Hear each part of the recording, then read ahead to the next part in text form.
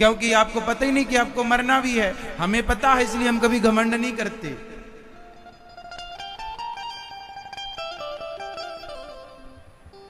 हमें पता है कि हमें मर जाना है, इसलिए हम ज्यादा किसी से झगड़ा वगड़ा नहीं करते। क्योंकि क्या झगड़ा, क्या घमंड, किस बात का एटीट्यूड रखें। मौत सिर पर नाच रही है, 4 दिनों के मेहमान हैं, जाना है, झगड़ा क्या करें, किससे करें। 2 बातन को भूल मत जो चाहे कल्याण, नारायण एक मौत को दूजे श्री भगवान। अपने भगवान को सदा याद रखो और अपनी मृत्यु को सदा याद रखो। जो 2 को याद रखता है वो सदा सुखी रहता है, एक भगवान, एक अपनी मौत। जो व्यक्ति ज्यादा अभिमानी है, समझ लेना कि ये भूल चुका है कि इसे मरना। जरा याद दिला दो आप लोग, ए भाई मरना भी है, क्यों इतनी बड़ी बड़ी बातें कर रहा है, क्यों भैया, सही है। इसलिए अभिमान नहीं है। मैया आप लोग ना, आप में से कुछ लोगों को जब मैं देखता हूं ना तो मुझे बड़ा दुख होता है इस बात का कि आप कितने अज्ञान में अपनी जिंदगी गुजार रहे हैं, और यही अज्ञान आपके दुख का कारण है। ऐसे बोलते हैं आप लोग, ऐसी अकड़, ऐसा एटीट्यूड रखते हैं आप लोग, ऐसी छाती फुला के चलते हैं आप लोग जैसे कभी मरेंगे ही नहीं। अरे इंसानों की तरफ बोल लो प्यार से, ज्यादा घमंड ना करो अपने सब चीजों का। जब चाहे किसी के पास विद्या का घमंड हो, पैसे का घमंड हो, इत्यादि सबका अलग अलग घमंड होता है। प्रतिष्ठा का घमंड, पद का घमंड, अनेक। इसलिए पहले तो अभिमान से शून्य हो जाओ। सुखदेव भगवान कहते हैं जैसे जल्दी मरना है उसे यही करना है कि वो सबसे मन हटाए और भगवान में मन लगाए।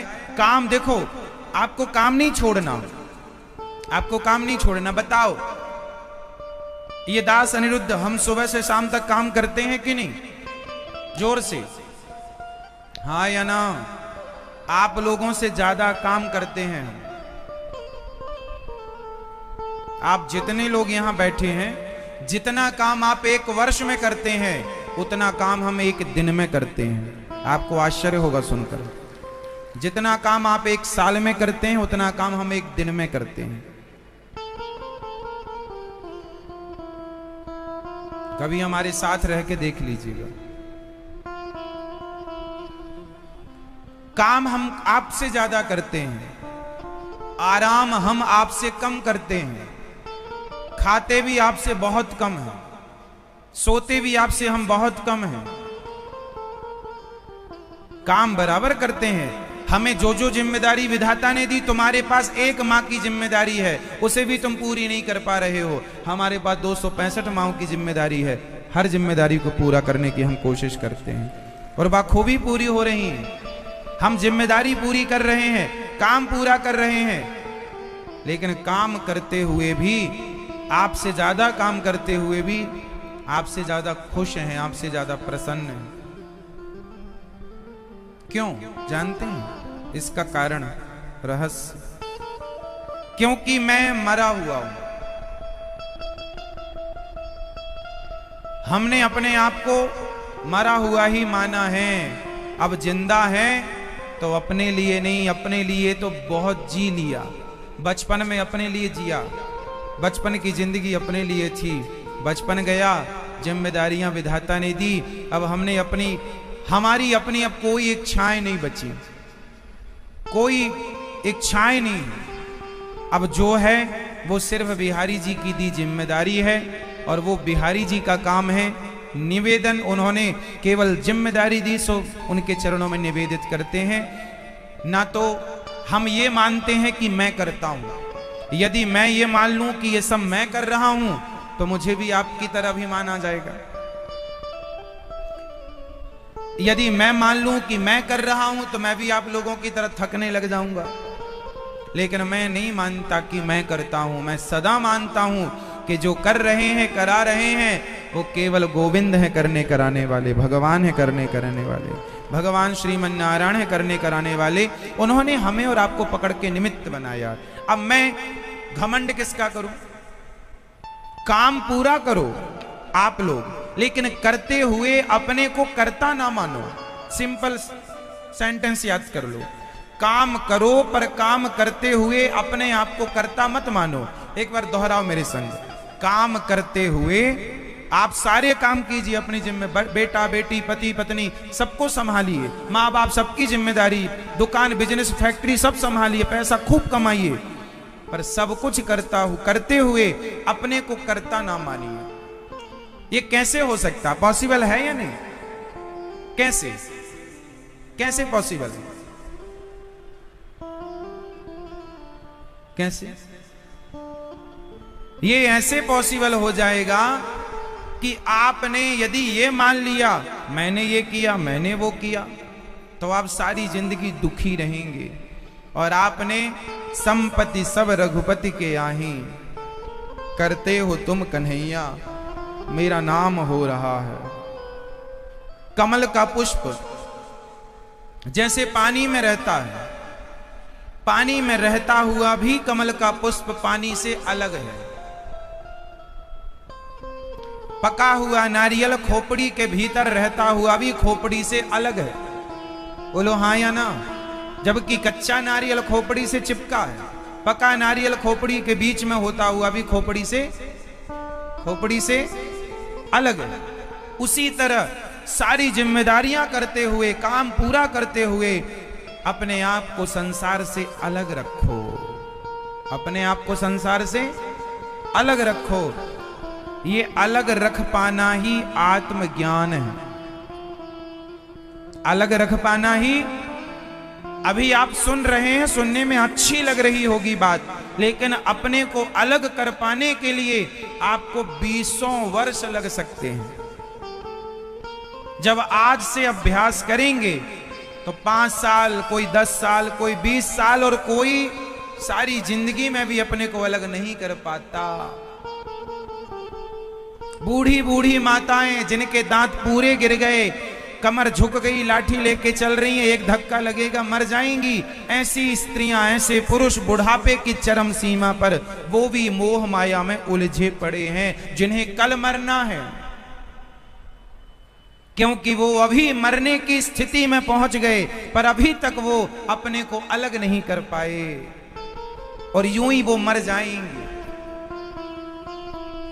और फिर मर के फिर नाली का कीड़ा बनेंगे, फिर 84 का चक्कर पार करेंगे, आखिरी में फिर मनुष्य बनेंगे, और फिर यही अज्ञान रहा तो फिर नाली का कीड़ा। आत्मज्ञान यही तो है कि काम पूरे करो, करता हुआ भी अपने को करता ना मानो। करते हो तुम कन्हैया मेरा नाम हो रहा है। जब आप कर्ता भगवान को मानेंगे तो संसार के हर बदलाव से आप दूर रहेंगे। उदाहरण से समझते हैं इस बात को। जब आप कच्चा नारियल तोड़ते हैं तो कच्चा नारियल तोड़ते ही, खोपड़ी टूटते ही उसके अंदर का गोला भी टूट जाता है। लेकिन पका नारियल तोड़ते हैं तो खोपड़ी टूटती है, गोला साबुत निकलता है। बोलो हाँ। इतनी सी बात समझाने के लिए बहुत है। क्या समझे आप इस बात से? कच्चा नारियल खोपड़ी से चिपका था, पका नारियल खोपड़ी से अलग था, जबकि था उसके अंदर पर अलग था। अलग जो होता है उस अलग व्यक्ति पर बाहर का प्रभाव नहीं पड़ता। खोपड़ी टूट गई तो उस खोपड़ी ने उस गोले को प्रभावित नहीं किया, जबकि कच्चे नारियल की खोपड़ी टूटी तो उसने अपने अंदर के गोले को पूरा प्रभावित किया, उसने तोड़ दिया, उसे भी तोड़ दिया। तो जब आप कच्चे होंगे और संसार में कोई घटना घटेगी तो वो बाहर की घटना आपके अंदर प्रभाव डालेगी, आपको अंदर से प्रभावित करेगी। जैसे किसी का नुकसान हो गया 1 लाख का, 2 लाख का, तो यदि आप बाहर से चिपके थे, आप मान रहे थे ये सब मेरा है, तो मेरा है, तो नुकसान हुआ तो वो नुकसान आपको भीतर तक हिला करके रख देगा, क्योंकि आप बाहर से चिपके थे ना। कच्चा नारियल खोपड़ी से चिपका था, आप उस फैक्ट्री से, उस परिवार से चिपके थे, अटैचमेंट ज्यादा था, तो बाहर कोई घटना घटी तो आपको अंदर प्रभावित किया उस घटना ने। लेकिन जो व्यक्ति पक जाता है, वो व्यक्ति काम पूरे करता रहता है, लेकिन यदि कोई बाहर घटना घटी, नुकसान हो गया 2-5 लाख का, तो वो उसे ज्यादा गहराई से नहीं लेता। कोई बात नहीं, आज हो गया है, कल लाभ भी तो हुआ था, आज हानि हो गई तो कोई बात नहीं। हानि लाभ तो प्रकृति का नियम है, जो ईश्वर की इच्छा, वो ईश्वर की इच्छा मान के उस स्थिति में भी प्रसन्न रहेगा। वो बाहर की घटना उसके भीतर पर कोई प्रभाव नहीं डालेगी। यही है आत्मज्ञान, इसी को कहेंगे आत्मबोध। अब इतना ज्ञान आपको हमने तो 2 मिनट में दे दिया, पर इस ज्ञान को अमल करने में, चरितार्थ करने में आपको सारी जिंदगी भी कम पड़ेगी। जो ज्ञान हमने 2 मिनट में आप तक समझा दिया, आपको उस ज्ञान पर उतरने के लिए, आपको चलने के लिए, आपको आपके बाल पक जाएंगे, फिर भी आप शायद है कि आत्मज्ञानी हो पाओ। आज लोग कहते हैं हम कथा सुनते हैं, कोई प्रभाव नहीं पड़ता। साहब, जो आप सुनते हैं उसे आप मानते नहीं हैं, इसलिए प्रभाव क्यों पड़ेगा? आपको डॉक्टर ने दवाई दी कि सुबह 1 गोली खाना, शाम को 2 गोली खाना। आपने दवाई ले तो ली, पर जेब में रखी, खाई नहीं, तो बीमारी कैसे ठीक होगी? गोली जेब में रखने से बीमारी नहीं जाएगी, गोली को समय समय से खाना पड़ेगा। गुरु जी जो ज्ञान बताते हैं, वो ज्ञान सुनने से काम नहीं बनेगा, जो बता रहे हैं उस ज्ञान पर चलने से काम बनेगा, उस ज्ञान को चरितार्थ करने से काम बनेगा। यदि आप अपने जीवन को बदलना चाहते हैं तो फिर उस ज्ञान पर चलिए।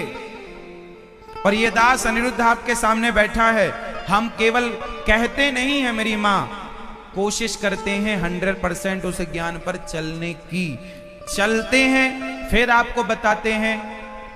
इसलिए आपको उसे समझकर उस रास्ते को अपनाना चाहिए, क्योंकि अपार शांति वही है। जिस शांति को दुनिया बाहर ढूंढ रही है, एक्चुअली वो शांति आपके भीतर है। इस ज्ञान पर अमल करके चलोगे तो शांति है। शुकदेव भगवान कह रहे हैं, राजन, तस्मात् भारत सर्वात्मा भगवान ईश्वरो हरि श्रोतव्यः कीर्तितव्यश्च स्मर्तव्यश्चेच्छता भयम्। हे राजन, तस्मात् भारत सर्वात्मा भगवान ईश्वरो हरि। शुकदेव भगवान कहते हैं कि सबसे पहले अपने विचार बदलो। जिसे जल्दी मरना हो, जल्दी मरना किसे है? हमें, तो हम अपने विचार बदलें। आजकल होता क्या है बाजार में, तुम बदलो, तुम सुधरो, नहीं, तुम बदलो, तुम सुधरो, नहीं, हम बदलें, हम सुधरें, हमें जमाने से मतलब नहीं, हमें अपने से मतलब होना चाहिए। आप कैसे हैं हमें कोई मतलब नहीं, हम कैसे हैं हमें इससे पूरा मतलब है। हम अच्छे हैं या हम बुरे हैं, हम आपको कभी नहीं देखते कि आप क्या कर रहे हैं। हमारा धर्म है आपको कथा सुनाना, हमारा धर्म है आपको सही रास्ता बताना। चलो मत चलो, आपकी मर्जी। हम चलेंगे अपने ज्ञान पर, हम आपको फोर्स नहीं करेंगे, चलो मत चलो। पर ये है, चलोगे तो वही आनंद तक पहुंच जाओगे जिस आनंद तक बड़े बड़े संत ऋषि मुनि पहुंचे हैं, और जिस आनंद तक पहुंचने के लिए ईश्वर ने आपको ये मनुष्य का शरीर दिया है। फोर्स नहीं करते हम कभी किसी को, भगवान का चिंतन बस देखते हैं। क्या बताएं साहब, आपको हम बता नहीं सकते। कुछ बातें ऐसी होती हैं जो बताई नहीं जा सकती, फील की जा सकती हैं। वो फीलिंग में आपको क्या बताऊं, वो फीलिंग के ना शब्द नहीं होते, वो फील किया जा सकता है।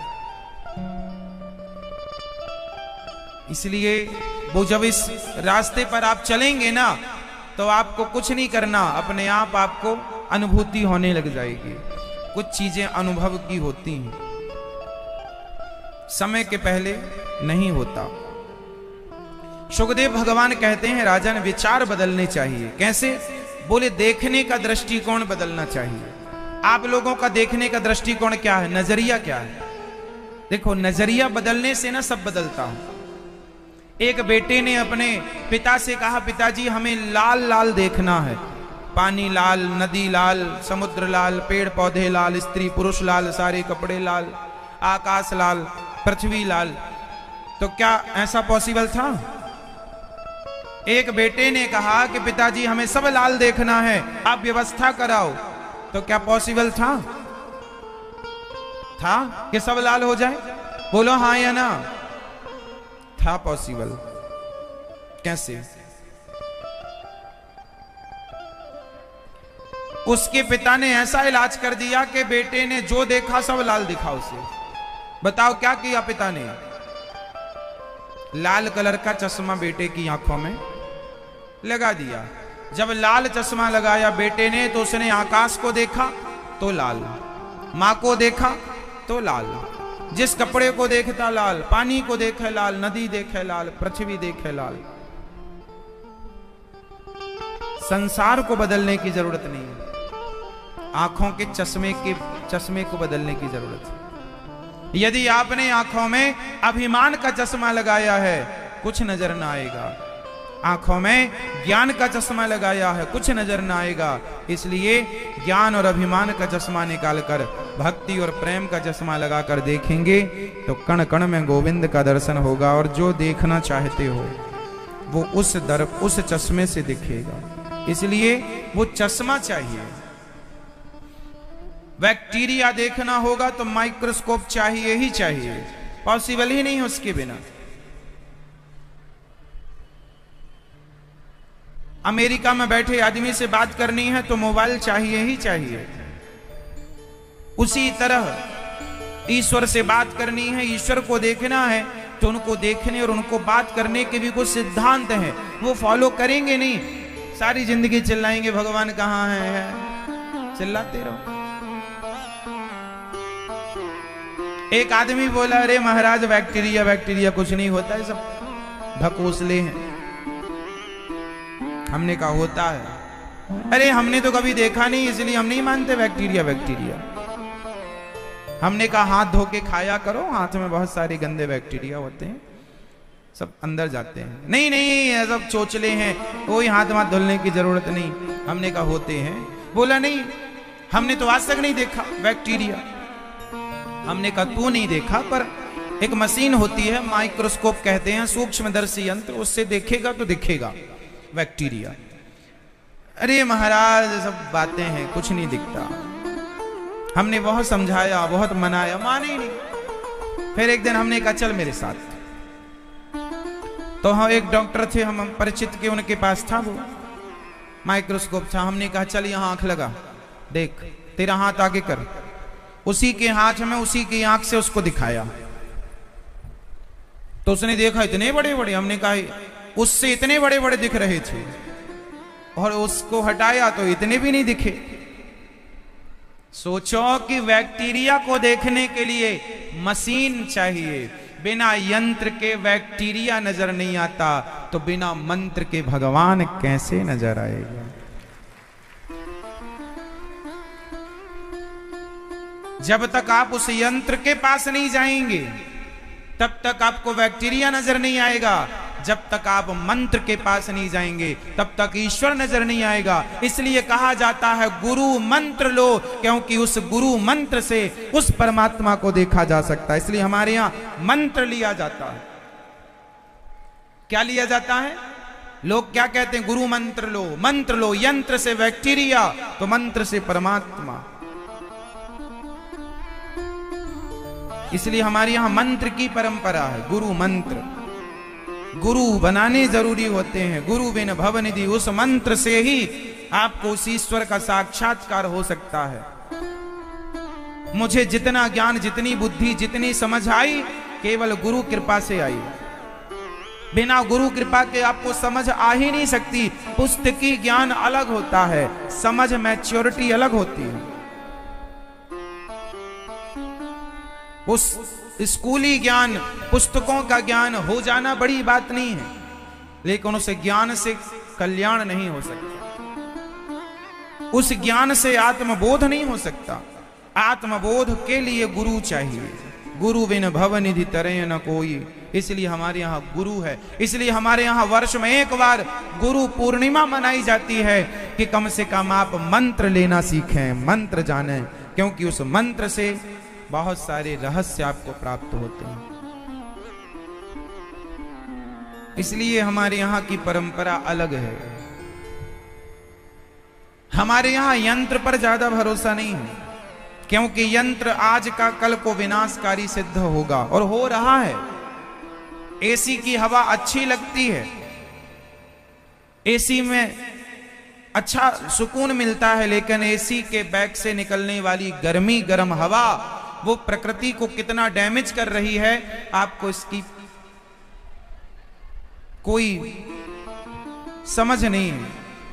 आप आश्चर्य मानेंगे, ग्लेशियर पिघल रहे हैं, समुद्र का जल स्तर बढ़ रहा है, जो बर्फीले पहाड़ थे, जो प्रकृति को मेंटेन करते हैं, वो सब अस्त व्यस्त हो रही है। प्रकृति अपना नियंत्रण खो रही है। क्यों? क्योंकि हमने जरूरत से ज्यादा प्रकृति पर लोड डाल दिया। किसका लोड? आविष्कारों का।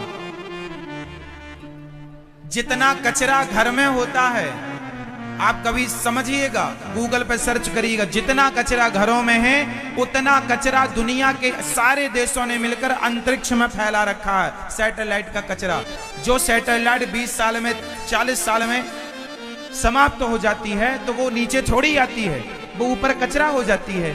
ऐसे कचरा कई बार एक सैटेलाइट दूसरी सैटेलाइट से टकरा जाती है, कई बार वो गिरते भी हैं, विनाश भी होता। आविष्कार करना अच्छा तो है, बुरा नहीं है, लेकिन जब उसके परिणाम आते हैं तो वो जानलेवा होते हैं। हाँ या ना? इसलिए हमारे ऋषि मुनियों ने भी बड़े बड़े आविष्कार चाहते तो कर लेते, पर उन्होंने नहीं किया। उन्हें पता था कि यदि हमने किया तो इससे पूरी पृथ्वी का संतुलन बिगड़ जाएगा, पूरी पृथ्वी की व्यवस्था बिगड़ जाएगी। पहले के लोग कुएं का पानी पीते थे, मस्त रहते थे, आज आरओ का पानी पीकर भी तुम बीमार हो। बोलो हाँ। पहले की नदी, तालाब, कुएं का पानी शुद्ध था, पीने लायक था। आज पीने लायक पानी नहीं बचा, लेने लायक ऑक्सीजन हवा नहीं बची, प्रदूषित है वातावरण पूरा। इसलिए हमारे ऋषि मुनियों ने प्रकृति से छेड़छाड़ नहीं किया, बल्कि हमें और प्रकृति के करीब ले जाने के लिए हम हिंदू लोग कैसे हैं? हिंदू लोग किसकी पूजा करते हैं? प्रकृति की। बताओ आप प्रकृति में किस किस की पूजा करते हैं? आप बताइए। हमारी हिंदू जो समाज है, हमारा सनातन धर्म जो है, वो हमें क्या सिखाता है? पीपल की पूजा करो, वट वृक्ष की पूजा करो, तुलसी की पूजा करो, आंवले की पूजा करो। क्यों? क्योंकि ये प्रकृति है, क्योंकि ऑक्सीजन सबसे ज्यादा तुलसी, आंवला और पीपल और वट में ही होता है, वट वृक्ष में, जैसे बरगद भी कहते हैं। मतलब आज साइंस ने जो जाना हमारे ऋषि मुनियों ने पहले ही जान लिया, और हम किसकी पूजा करते हैं? वनस्पतियों की। हमारे यहाँ यज्ञ होता है, यज्ञ में नवग्रह की लकड़ी होती है, 9 प्रकार की लकड़ियां होती हैं, उन वनस्पतियों की पूजा। हम देखिए कितने साइंटिफिक रहे हैं।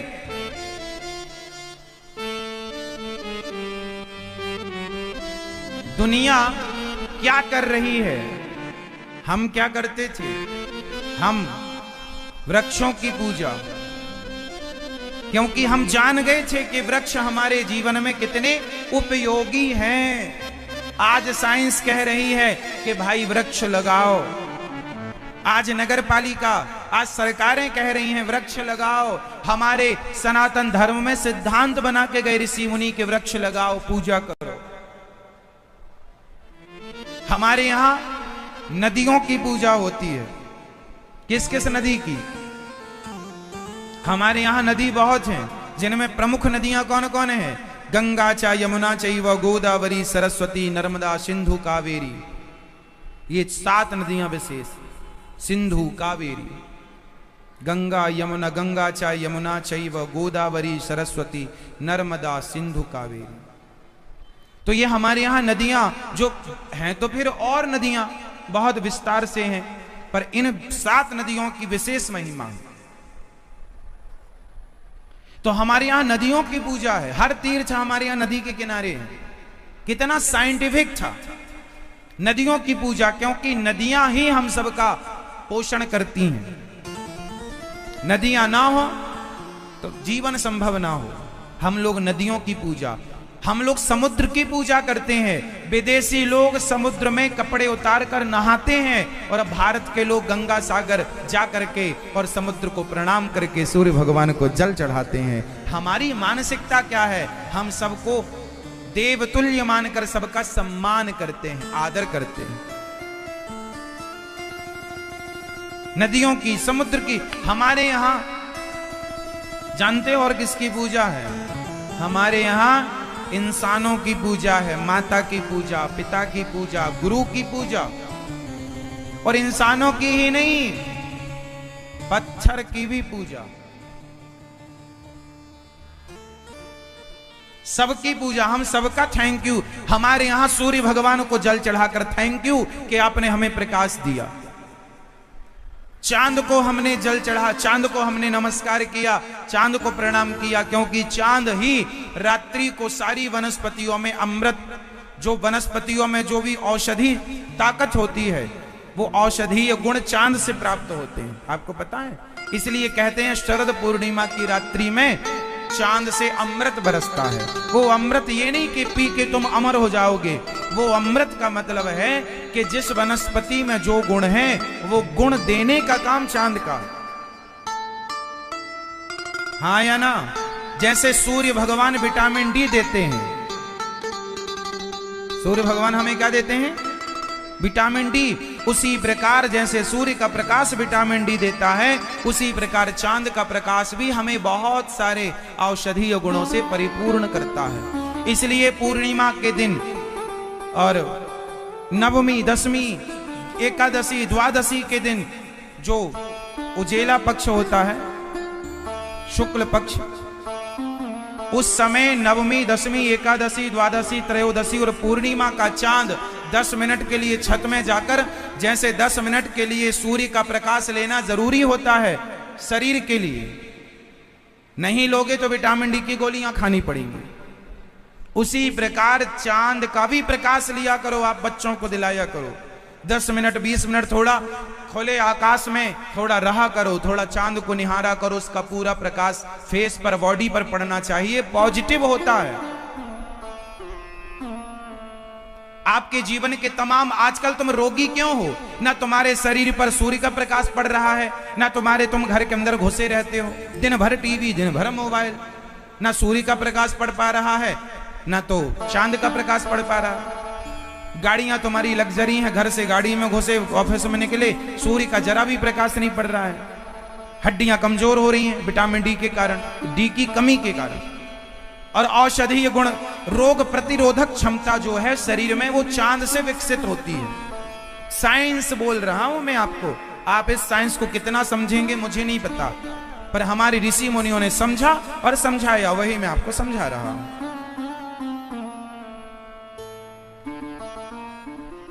आधा घंटा 20 मिनट तो बहुत जरूरी है, चांद और सूर्य दोनों का प्रकाश जरूरी है। बोलो हाँ कि ना? सब में ईश्वर का दर्शन कीजिए।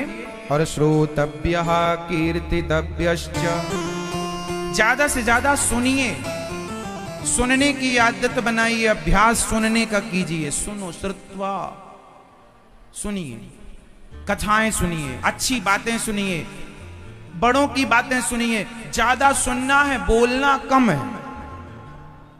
ज्यादा सुनना है और बोलना, हाँ। और आप लोग क्या करते हैं? सुनते बिल्कुल नहीं है, बस बोलना है, हमारी भी सुनो, हमारी भी सुनो।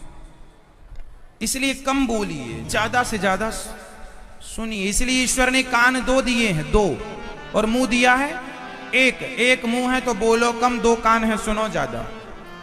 बोलो हाँ। कान बड़े हैं कि मुंह बड़ा है तुम्हारा?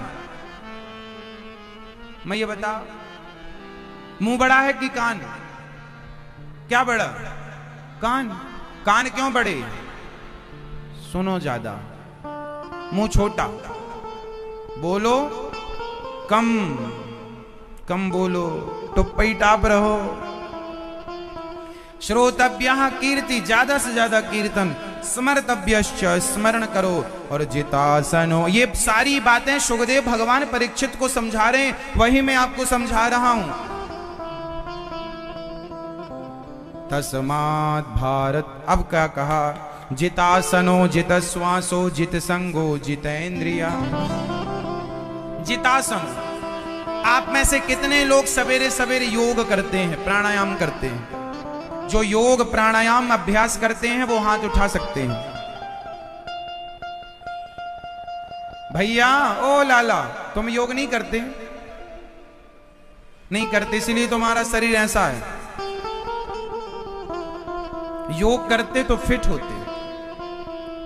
आपके शरीर में बढ़ा हुआ मांस, आपकी चमड़ी, आपकी चर्बी बता रही है कि आप कितने लापरवाह हैं हेल्थ को लेकर, शरीर को लेकर, स्वास्थ्य को लेकर।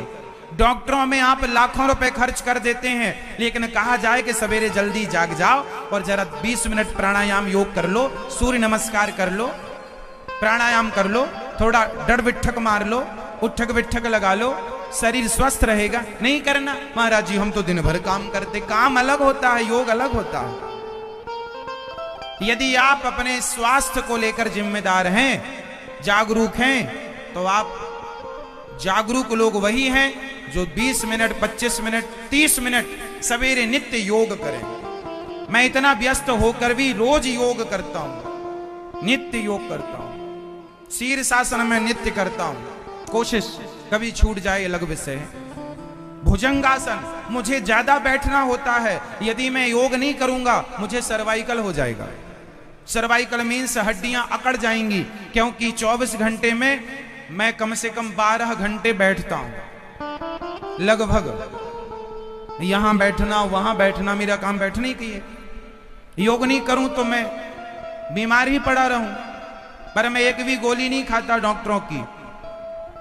कोई विशेष सर्दी जुकाम हो गया अलग विषय कभी कभी, बाकी कोई, क्योंकि योग, मैं खान पान भी अपना अच्छा रखता हूं। अच्छा मीन्स सात्विक, कम। मैं कितना खाता हूंगा आप बताओ? मैं कितना खाता हूंगा? मैं सिर्फ एक बार खाता हूं 24 घंटे में, सिर्फ एक बार। आज एकादशी है तो आज मैंने कुछ भी नहीं खाया, पर काम पूरा कर रहा हूं। मैंने सिर्फ दही पिया है, दही, लस्सी, लस्सी मिश्री डाल के जरा सी, और लस्सी मतलब दही, दही लिया। गर्मी है ना, दही अच्छा रहेगा स्वास्थ्य के लिए। हमारे यहां मौसम के हिसाब से भोजन होना चाहिए।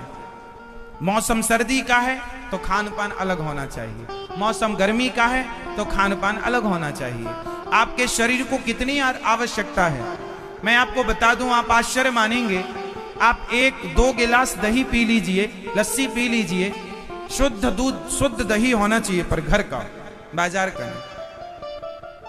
तो शुद्ध दही यदि आप पीते हैं तो दही अपने आप में पर्याप्त भोजन है, कुछ खाने की जरूरत नहीं है आपको। अब तुम बहुत बड़े भुक्कड़ हो तो हम नहीं कह सकते, बाकी 2 गिलास, लगभग 2.25 गिलास हमने आज दही लिया, छोटी गिलास में जिसमें पानी लेते हैं, 3 गिलास दही लिया बस। उसके बाद अब पूरे दिन के लिए तैयार हैं, दौड़ने के लिए, काम करने के लिए। सिर्फ दही। और आप लोग एकादशी है तो ये पकौड़ा लाओ, ये आलू का लाओ, ये वाला ले आओ, ये वाला, मतलब व्रत वाले दिन आप सामान्य दिनों से ज्यादा ठूंसते हैं। व्रत वाले दिन आप सामान्य दिनों से ज्यादा ठूंसते हैं और फिर चिल्लाते हैं महाराज जी हम बीमार पड़े हैं, घुटनों में दर्द है, यहां दर्द है। खाओगे उल्टा सीधा तो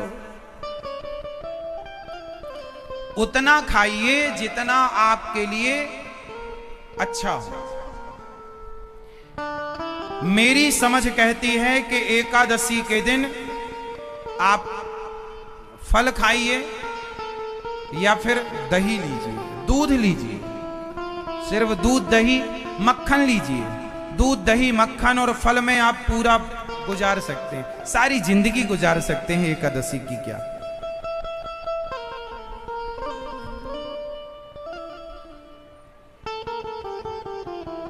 खान पान जितना शुद्ध होगा उतने अच्छे। सवेरे योग करेंगे, आज से कितने लोग योग करेंगे सवेरे, जिम्मेदार नागरिक बनेंगे? मैया आप नहीं करोगी? मैया आप भी करना, मेरी माँ सवेरे जल्दी जाग के योग करना, आप भी करना, आप भी करना। और अभी से योग करेंगे। जवानी में योग किया गया तो बुढ़ापा सुखद रहेगा, बुढ़ापे में दर्द नहीं होगा औरों की तरह तुम्हें। जवानी में यदि तुम सावधान हो तो तुम्हारा बुढ़ापा बहुत सुखद गुजरेगा, और जवानी में जो लापरवाही की तो बुढ़ापे में भोगना पड़ता। जवानी का उल्टा सीधा खाया पिया बुढ़ापे में निकलेगा, अभी तो सब मजा है, ठीक। ये सब इसके परिणाम कब आएंगे? बुढ़ापे में। इसलिए खान पान जितना शुद्ध रखो उतना। हमें रोज कितना खाना चाहिए? इस हाथ में जितना आ जाए इतने बहुत है। आपका पेट कितना बड़ा है? इतना बड़ा? इतना नहीं होता। मैया पिज्जा बर्गर खा के कर लिया है आपने इतना बड़ा, पिज्जा बर्गर खा के। सबका पेट इतना होता है, बस इतना सा। सबका पेट बस इतना सा होता है। आप लोग ऐसे करो, ऐसे अंजलि बनाओ, ऐसे ऐसे करो, ऐसे करो भैया, शर्माओ मत, ऐसे करो। ऐसे में जितना तुम्हारे इसमें आ जाए बस उतना चाहिए तुम्हारे शरीर को। इसमें जितना आ जाए उतने में तुम्हारा पेट भर जाता है, लेकिन आप इससे कई गुना ज्यादा खाते हैं। शरीर की रिक्वायरमेंट सिर्फ इतनी है, और जब आप ज्यादा खाएंगे तो खाया हुआ चमड़ी बनाएगा, चमड़ी बनाएगा तो मोटापा होगा, मोटापा होगा तो मोटापा मतलब बीमारी। सवेरे बच्चों को शीर्षासन कराओ। शीर्षासन क्या होती है बताओ? शीर्षासन क्या होती है? नहीं पता? सिर के बल खड़ा करना। इससे क्या होता है? हमारी बॉडी में सबसे ज्यादा खून की, ब्लड की जरूरत कहां होती है? सबसे ज्यादा काम करता है दिमाग, मस्तिष्क, और सबसे ज्यादा खून यहीं कम। लोग कहते हैं ना ये बच्चा मंद बुद्धि है, लोग कहते हैं इसे जल्दी भूल जाता है। एक्चुअली आपके मस्तिष्क में जितना ब्लड चाहिए उतना ब्लड पहुंच नहीं रहा है, इसलिए वहां ब्लड का सर्कुलेशन ना होने से बुद्धि मंद होने लग गई। इसलिए शीर्षासन करो। क्या करो? शीर्षासन करो तो तलवे तक का, पांव का पूरा खून जाकर के आपके मस्तिष्क में उतरेगा, और वहां जितनी खून की रिक्वायरमेंट है, जितनी आवश्यकता, जरूरत है, वो पूरी हो जाएगी। क्या पूरी होगी? गहरी सांस ऐसे करो, सांस भरो पूरी अंदर, फेफड़े में पूरी सांस भरनी चाहिए। और यदि आपने ऐसी गहरी गहरी सांसें ली तो आपको कभी लकवा की शिकायत नहीं होगी, पैरालिसिस नहीं होगा। शरीर को सबसे ज्यादा क्या चाहिए होता है? फटाफट उत्तर दो। क्या? शरीर के प्रत्येक अंग को सबसे ज्यादा क्या चाहिए होता है? आप बताओ क्या चाहिए? ऑक्सीजन। सबसे ज्यादा क्या चाहिए? ऑक्सीजन। और आप लोग सांसें कैसी लेते हैं? सामान्य, सामान्य। ऐसी समय आएगा ना भगवान शंकर जो फेफड़ा है कट जाएगा दक्ष प्रजापति का। अभी तुम बोल लो। इसलिए मेरी मां, समझदार लोग ऐसे होते हैं। कुत्ता हमें काटे तो हमें भी कुत्ते को काट लेना चाहिए क्या? कोई आपको गाली दे तो आपको क्या करना चाहिए? आपको भी दे देना चाहिए। यदि सामने वाले ने आपको गाली दी और आपने भी उसे गाली दे दी तो उसमें और आप में अंतर क्या रहा? फिर वो अज्ञानी तो तुम कैसे समझदार? जब दुष्ट अपनी दुष्टता नहीं छोड़ता तो सज्जन को अपनी सज्जनता नहीं छोड़नी चाहिए। सामने वाला जब गालियां आपको दे रहा है तो आप ये समझ लीजिए कुत्ता है और ये भौंक रहा है, कहां कुत्तों के मुंह लगे। शंकर जी ने भी सोचा कहां मुंह लगे। शंकर जी उस सभा से उठकर चले गए, पर श्राप दे दिया नंदी जी ने। हरिहर निंदा सुनहि जिकाना, हो ही पाप गौघात समाना।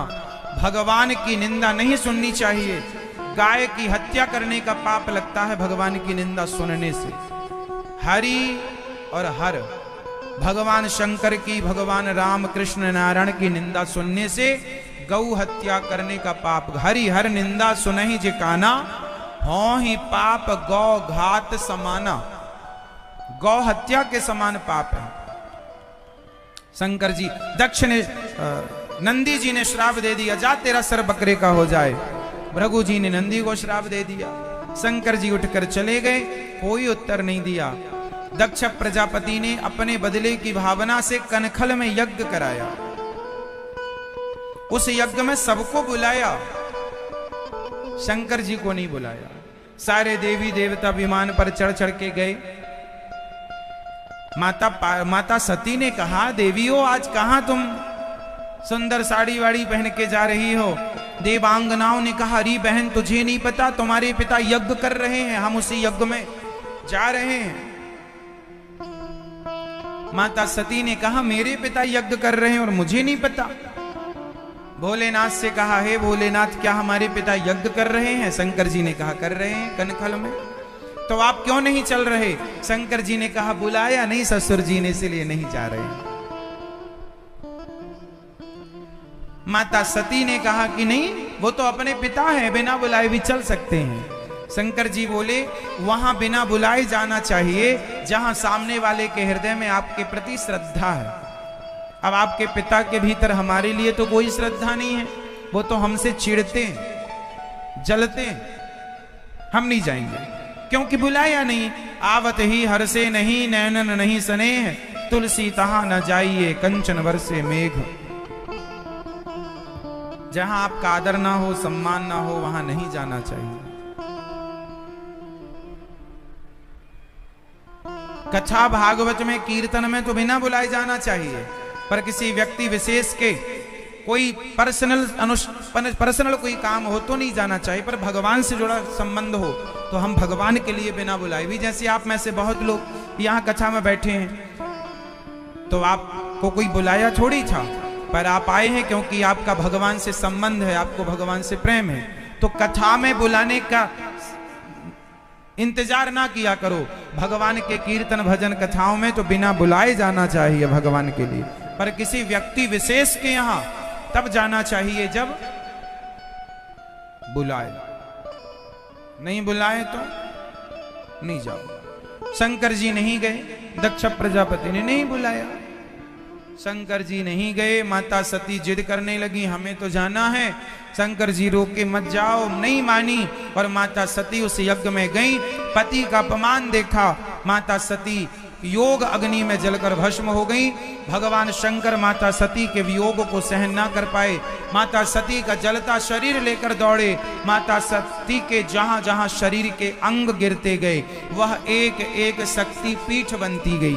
52 शक्ति पीठ हुई। शरीर के 52 टुकड़े अलग अलग जगह पर गिरे। आज भी वो 52 शक्ति पीठ, जिसमें 51 भारत में है। हिंगला शक्तिपीठ बंटवारे के टाइम पाकिस्तान, चूंकि वहीं थी वो हिंगला और वो भूमि पाकिस्तान के कब्जे में आ गई तो वो पाकिस्तान चली गई। मध्य प्रदेश में भी एक रायसेन जिला में हिंगला माता जी हैं, बट जो मूल स्थान है वो पाकिस्तान में हिंगला। तो 52 शक्तिपीठ में 51 भारत में है। वही माता सती फिर वीरभद्र को पैदा किया शिव जी ने और दक्ष प्रजापति का सिर तोड़कर स्वाहा किया, यज्ञ विध्वंस किया। संतों ने मना किया, संतों ने प्रार्थना की। और शंकर जी तो कर्पूर गौरम करुणा अवतारम, करुणा के अवतार हैं। जल्दी गुस्सा भी हो जाते हैं और जल्दी प्रसन्न भी हो जाते हैं। अच्छा, एक बात तो समझनी पड़ेगी, शंकर जी जहर पीते हैं। शंकर जी क्या पीते हैं और देवता क्या पीते हैं? देवताओं ने पिया है अमृत और शंकर जी ने पिया जहर। तो बताओ बड़े कौन है, शंकर जी या देवता? जोर से। देवताओं को कहा जाता है देव और शंकर जी को कहा जाता है देवाधिदेव महादेव। अमृत पीने वाले वहां नहीं पहुंचे, अमृत पीने वाले उतने बड़े नहीं बने जितने बड़े जहर पीने वाले बन गए। इस बात का अर्थ क्या है? इस कथा का क्या रहस्य है? क्या समझा रही है ये चर्चा? कि जीवन में सम्मान पाने वाला व्यक्ति बड़ा नहीं, अपमान पाकर भी जो अपने आप को सम रखे, ठंडा रखे, शांत रखे, वही व्यक्ति जीवन में बड़ा होता है। अपमान का कड़वा जहर बहुत खतरनाक, पर कोई पी ले बड़ा भी वही होता है। इसलिए समाज में आपका अपमान हो, कोई अपमान करे, कोई कुछ कहे तो ज्यादा बुरा ना माना करो, ये समझा करो कि हम ये जहर पी रहे हैं। पी लो, पी लोगे तो शायद तब थोड़ी जलन हो, शायद तब थोड़ी तकलीफ हो, पर बाद में आनंद ही आनंद होगा। सास गाली दे तो बहू को ये जहर पी लेना चाहिए। बहू गाली दे तो सास को ये गाली का जहर पी लेना चाहिए। पिता गाली दे तो पुत्र को ये जहर पी लेना चाहिए। भाई गाली दे, ये सारे जहर पी लो, और जब जहर पियोगे तो बड़े बनोगे। अपमान सहोगे तो बड़े बनोगे। अच्छा एक बात बताओ, पत्थर तो पत्थर था, लेकिन उस पत्थर में छेनी और हथौड़े की चोट मारी गई, और हर चोट को वो पत्थर सहता गया। लाखों चोट पड़ती है छेनी और हथौड़ों की, तब जाकर के कोई सामान्य पत्थर क्या बनता है? भगवान, मूर्ति, फिर प्राण प्रतिष्ठा तो ठाकुर जी हो गए। बिना चोट खाए, बिना सहे पत्थर भगवान नहीं होता, तो बिना सहन किए आप एक अच्छे इंसान कैसे हो सकते हैं? अच्छे इंसान को सहना पड़ेगा। लोग कहते हैं महाराज जी हम बड़े दुखी हैं। ना जी, ये दुख को सहो। सुदामा जी गरीब थे,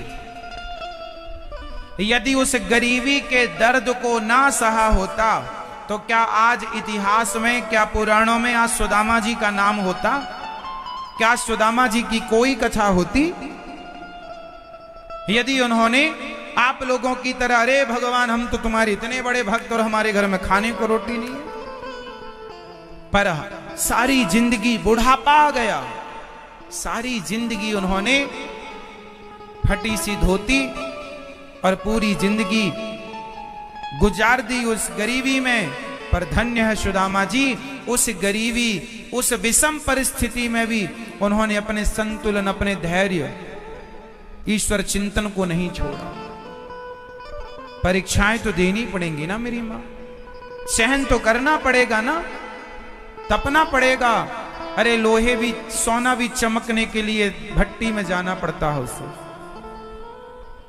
तो आपके जीवन में जब कोई कष्ट आए, कोई संकट आए, कोई मुसीबत आए, तो समझ लेना कि ईश्वर आपके लिए बड़ी प्लानिंग कर रहे हैं, और उस प्लानिंग के लिए तुम्हें इस दुख की भट्टी में तपा रहे हैं, क्योंकि तुमसे और बड़ा काम कराना है। हर दुख को सहो और हर दुख को सहकर हर स्थिति में प्रसन्न रहो, खुश रहो। मुसीबत नहीं आएगी ऐसा नहीं है, आएगी, सहना पड़ेगा। तूफान आएगा, उस तूफान को सहना पड़ेगा। किसे? वृक्षों को। बाढ़ आएगी, उस बाढ़ को सहना पड़ेगा। किसे? वृक्षों को। एक बात बताएं, जब बाढ़ आती है ना नदी में, तो बड़े बड़े पेड़ पौधे टूट कर चले जाते हैं, जड़ समेत उखड़ जाते हैं, पर एक घास होती है। एक दिन समुद्र ने नदी से कहा कि तुम बड़े बड़े वृक्ष, पेड़ पौधे तो बहा कर लाती हो नदी, तुम घास नहीं लाती। नदी बोली क्या करें, घास बड़ी चतुर है। जब बाढ़ आती है तो घास झुक जाती है, पानी ऊपर से निकल जाता है, और ये पेड़ अकड़ के खड़े रहते हैं तो मैं इन्हें बहा करके ले आती हूँ। जीवन में जो अकड़ जाएगा वो बह जाएगा, झुक जाएगा सो रह जाएगा।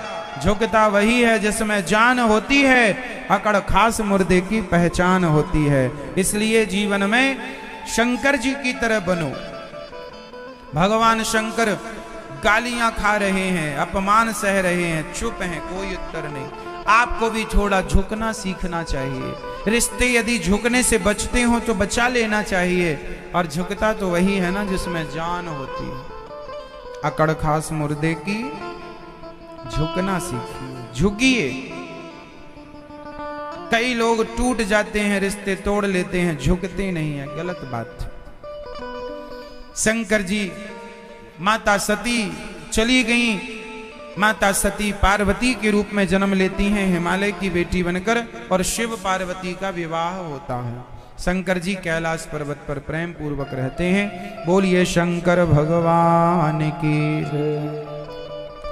शंकर जी अपनी जटाओं में गंगा जी क्यों रखते हैं बताओ? क्यों क्यों शंकर जी अपनी जटाओं में गंगा जी क्यों रखते हैं आप बताओ? मैया आप बताओ।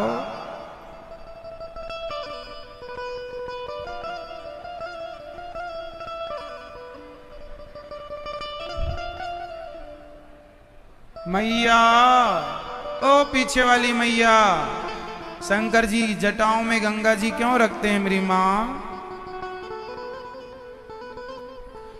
क्योंकि काम करते करते ना सिर गर्म हो जाता है।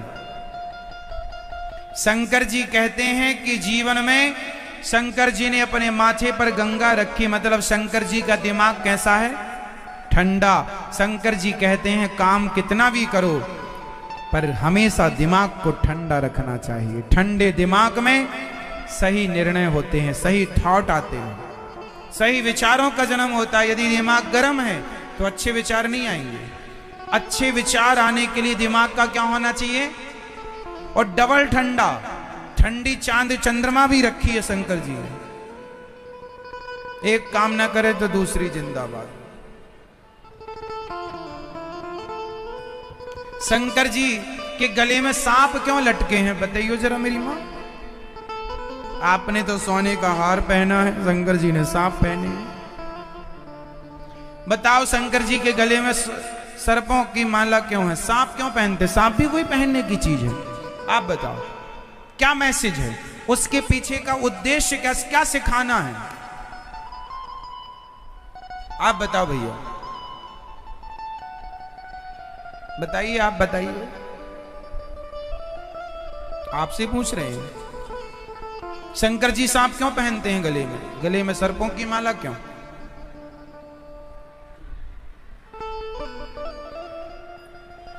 क्यों? इसलिए कि सांप है काल। सांप दिख जाए मतलब काल दिख गया, मृत्यु का स्वरूप है सांप। डस ले तो मर ही जाए आदमी। तो सांप है मृत्यु का देव, मृत्यु का स्वरूप। शंकर जी कहते हैं हम तो काल को अपने गले में लटकाए हैं, इसलिए हम हैं कालों के काल, महाकाल। और ये काल को, सांप को गले में शंकर जी क्यों? शंकर जी कहते हैं कि मेरे हृदय में राम बसते हैं, सदा वसंतम हृदयारविंदे भवम भवानी। जिनके हृदय में भगवान राम होते हैं वो काल से डरते नहीं, वो काल को भी सिंगार बना लेते हैं, अपना आभूषण बना लेते हैं। तो शंकर जी किसको धारण करते हैं? भगवान राम को। भगवान के उपासक हैं, भगवान के सबसे बड़े भक्त शंकर जी हैं। वैष्णवानाम यथा शंभु। तो जो भगवान का भक्त है वो काल को भी अपने वश में कर लेता है। ये मैसेज।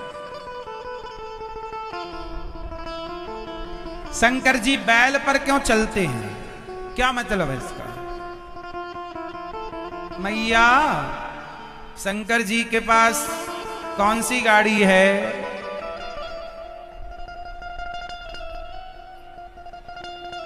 क्या है शंकर जी के वाहन?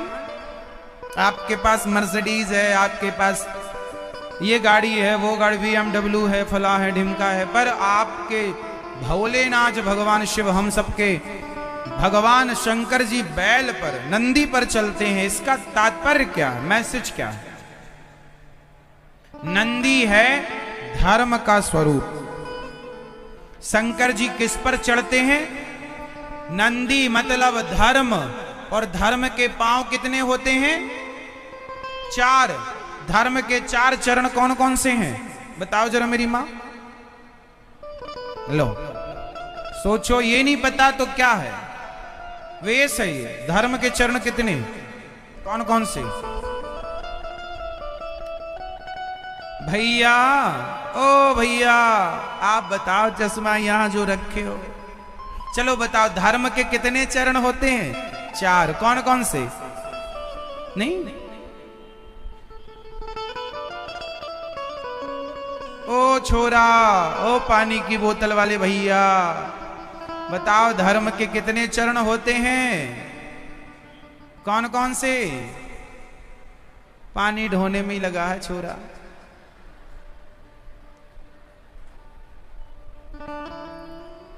धर्म के 4 चरण होते हैं: सत्य, दया, दान और तप।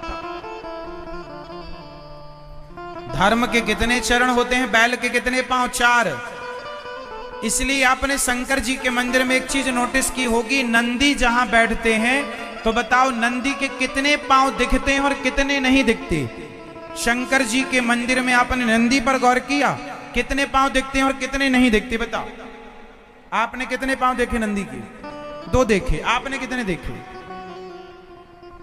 जाते बहुत हो, देखा कुछ नहीं, बस शंकर जी के मंदिर में जो नंदी जी बैठे होते हैं कितने पांव दिखते हैं? ये मैया 2 देख के आई हैं। ये मैया कितने देखे आपने? ही ना करो, बताओ। मैया, ओ मेरी प्यारी मां, कितने पांव?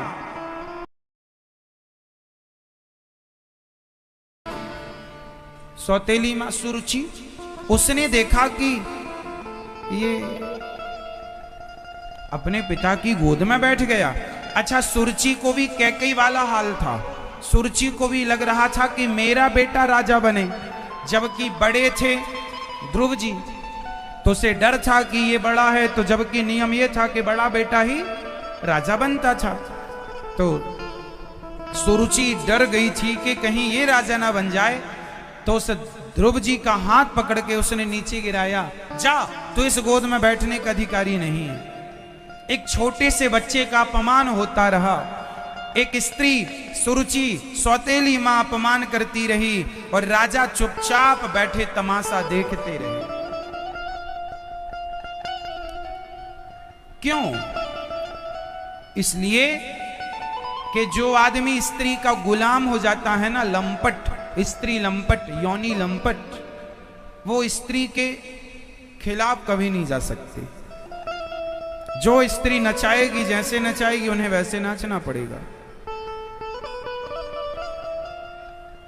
उत्तानपाद अपनी पत्नी पर इतने मुग्ध थे, इतने मोहित थे उसकी चमड़ी पर, उसकी सुंदरता पर, कि वो जो करती वो मंजूर करते। इतने बड़े राजा जिन्हें न्याय करना चाहिए था, किस बच्चे ने क्या बिगाड़ा है?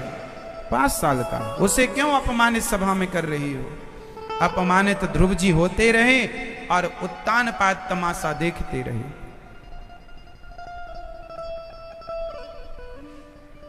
कोई उत्तर नहीं दिया। तू अभागिन का बेटा है, जा तो भगवान का तप करना। तपसाराध्य पुरुषम तस्यैवाग्नुग्रहेण में गर्भे त्वं साधयात्मानम यदि छसी नृपाशनम। जा तप करो, तप करने से तुझे भगवान मिल जाए तो कहना कि मुझे गर्भ से जन्म दो। सुरुचि के छोटे से बच्चे का अपमान किया सुरुचि ने। रोते हुए ध्रुव जी घर गए। मां ने पूछा, बेटा आज क्यों रो रहे हो, आज क्या हुआ तुम्हें? ध्रुव जी ने कहा, मां मेरा अपमान किया होता मेरी सौतेली मां ने तो मैं कुछ ना करता, ना कहता। आपका अपमान कर दिया, कह दिया कि तुम अभागिन के बेटे हो, क्या मां आप अभागिन हो? तब सुनीति ने कहा, सत्यम सुरुच्या भीतम भवान में यद दुर्भगाया उदरे गृहीता। मैं अभागिन हूं बेटा, भाग्यवान होती तो तुझे तेरे पिता की गोद में ना बैठा देती। मैं अभागिन हूं, जाओ तुम तप करो। एक मां अपने बेटे को तप के लिए प्रेरित कर रही है। जाओ बेटा ध्रुव, तुम तप करो, तप करने से भगवान मिलेंगे। तुम्हें पिता की गोद में बैठना है ना, जाओ उस परम पिता परमात्मा की गोद में बैठकर दिखाओ, जिसकी गोद में बैठने के बाद फिर किसी की गोद में बैठने की जरूरत नहीं पड़ती। जाओ। ध्रुव जी को प्रेरित किया मां ने ईश्वर की गोद में बैठने के लिए। मां, अब यहां एक सवाल खड़ा हुआ, मां ये भगवान कहां है? तुम किस भगवान की बात कर रही हो मां? समझ नहीं आया। आज मैं कुछ उलझे हुए सवाल आपके मध्य सुलझाऊंगा, ध्यान पूर्वक सुनिएगा।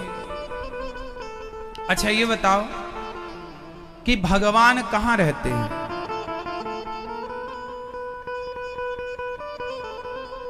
भगवान कहां रहते हैं? मैया,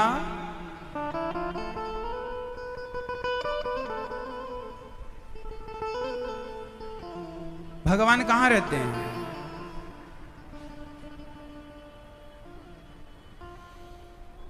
कहां रहते हैं भगवान? कहां? विश्वास में, विश्वास में कहां रहते हैं? कहां रहते हैं भगवान? कण कण में, सब जगह, सब जगह। ईश्वर हरि व्यापक सर्वत्र समान, सब जगह। यदि भगवान सब जगह रहते हैं तो दिखाई क्यों नहीं पड़ते? मैं ये बताओ, दिखाई क्यों नहीं पड़ते? क्यों नहीं दिखाई पड़ते? मैं ये बताओ मेरी मां, आप क्यों? आपने भगवान को देखा है? नहीं। आपने भगवान को देखा है? नहीं। आपने भगवान को देखा? नहीं। आपने भगवान को देखा है? आपने भगवान को देखा है? नहीं। आपने भगवान को देखा? नहीं। आपने भगवान को देखा? नहीं। आपने भगवान को देखा? भैया आपने भगवान को देखा? नहीं। आपने भगवान को देखा? पीछे वाले भैया, आपने भगवान को देखा? लगभग लोग कह रहे हैं हमने भगवान को नहीं देखा। तो एक बात बताओ, आप मंदिर जाते हैं तो किसे देखने जाते हैं? आप मंदिर नहीं जाते हैं? हाँ या ना? आप मंदिर जाते हैं? जाते हैं तो किसे देखने जाते हैं? किसे? मंदिर किसे देखने जाते हैं? भगवान को देखने। अभी तो कह रहे हैं भगवान को देखे ही नहीं, वो तब जाते हैं भगवान को देखने। वो मूर्ति है, ऐसा आप कह रहे हैं। यही तो कंफ्यूजन है। आप सबने मंदिर जाकर भगवान को देखा है। बिहारी जी कौन है? देखा कि नहीं बिहारी जी को? तो आप तो कह रहे हैं हमने भगवान को नहीं देखा। तो बिहारी जी को क्या समझा आपने? पत्थर, मूर्ति। जगन्नाथ जी को देखा? कौन है वो? पत्थर, मूर्ति, लकड़ी। ये कौन बैठे हैं? धातु, पीतल? नहीं। मानो तो मैं गंगा मां हूं, ना मानो तो बहता पानी।